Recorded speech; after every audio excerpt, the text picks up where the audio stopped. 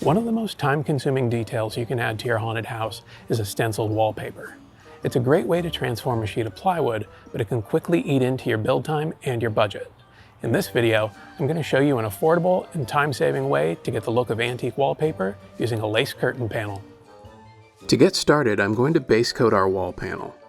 This is an inverted stencil, so the first color you put down will be the color of the wallpaper print.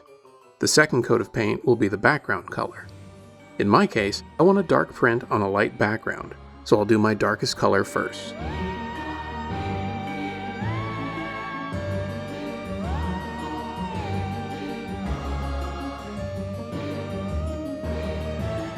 I'm using my Critter spray gun, which is one of my favorite haunt tools due to its simple construction and ease of cleaning.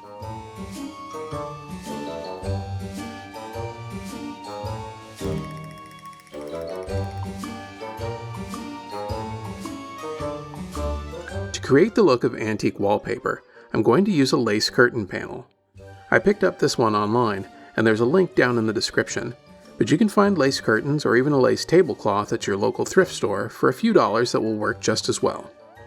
The best part about using a curtain panel is they're typically larger than your standard 4x8 wall panel, so you're able to stencil one entire wall panel at once, rather than having to draw out a grid, apply your stencil, paint it, move, and repeat until you've covered the panel. Now that our base coat is dry, it's time to position our curtain panel. Align your panel, and when you're happy with the placement, you can clamp or tape it down if necessary to hold it in place. And then it's time to spray on our top color.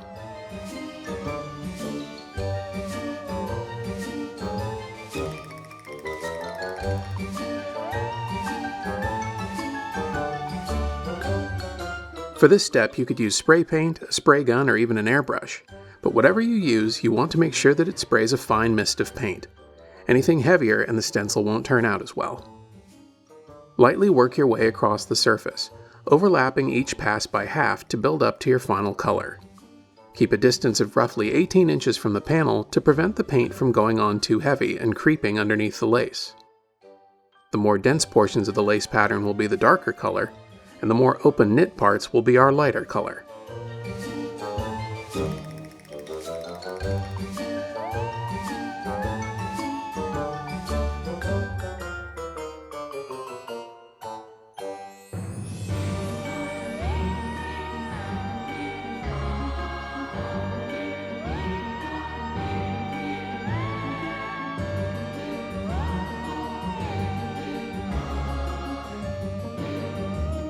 When you're satisfied with the top coat of paint, allow it to dry for a few minutes and peel away your stencil. You may need a partner for this.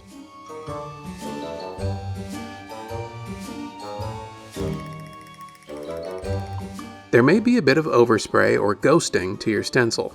This is completely normal. Thankfully, this will only be seen under haunt lighting, so it's not likely to draw anyone's attention. Additionally, any areas where the paint may not have covered as well won't matter, since it tends to look like a worn spot on the wallpaper and doesn't really read as inconsistent application.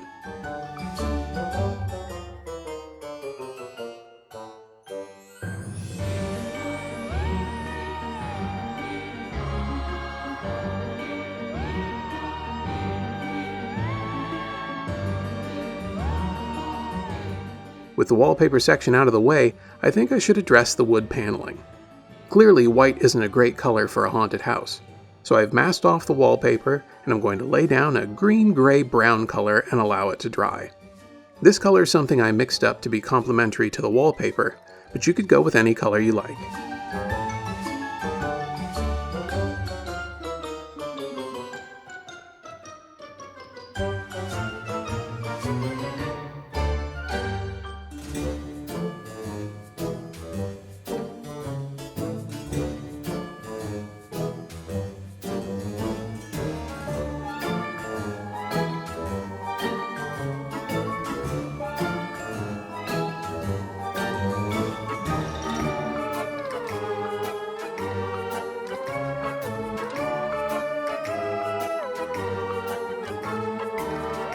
You could stop here, but you know me. I'm going to add in more details in the form of wood grain. I've taken some of the leftover base paint, added some black as well as some faux finishing glaze, and with a chip brush and wood graining tool in hand, I'm going to start by brushing on the glaze before dragging the wood grain tool through it to create a wood grain pattern. I'll do this for each piece of wood trim, making sure not to overlap my grain, and create a variety of patterns with the tool. This application doesn't need to be heavy, since most of the glaze will be removed by the wood graining tool.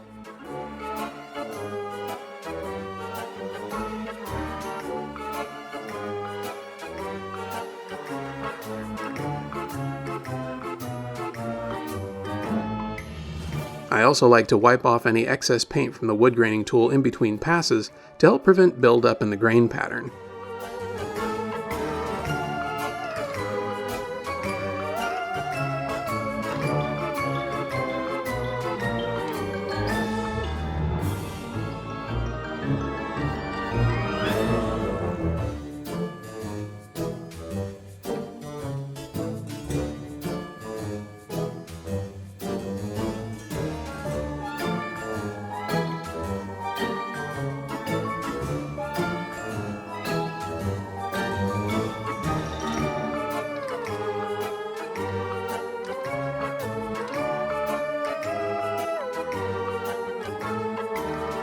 To help make the grain look a bit more natural, I like to drag a whisk broom through the glaze.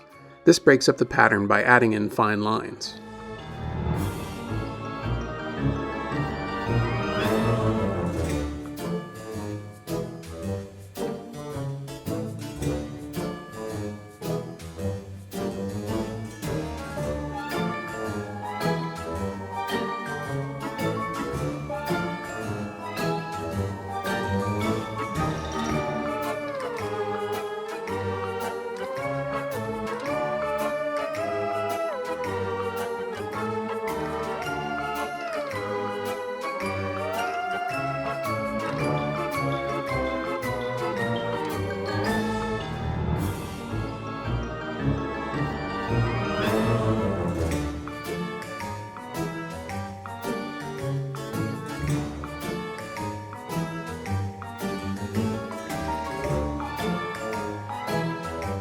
Because the paint is mixed with finishing glaze, I'm able to work the grain texture for longer than I would with standard paint.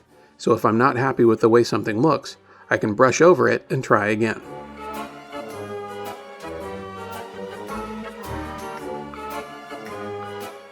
Once I'm happy with the wood grain, I'm going to take the glaze again and use it to create the look of water damage on the inset panels. This will help give it a more interesting appearance, and also gives me a chance to hide any paint I may have gotten onto the panels during the wood graining process. Using the chip brush, add in a bit of the glaze around the panel before pouncing the paint with a sponge to help break it up. It takes a bit of pushing, twisting, and some light scrubbing to get the look just right.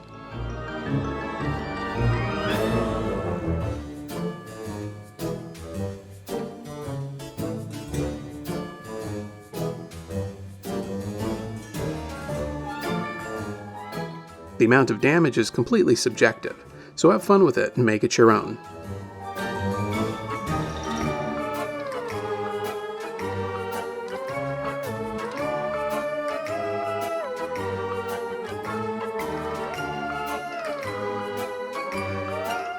And with a few last touches, I think we can call this finished.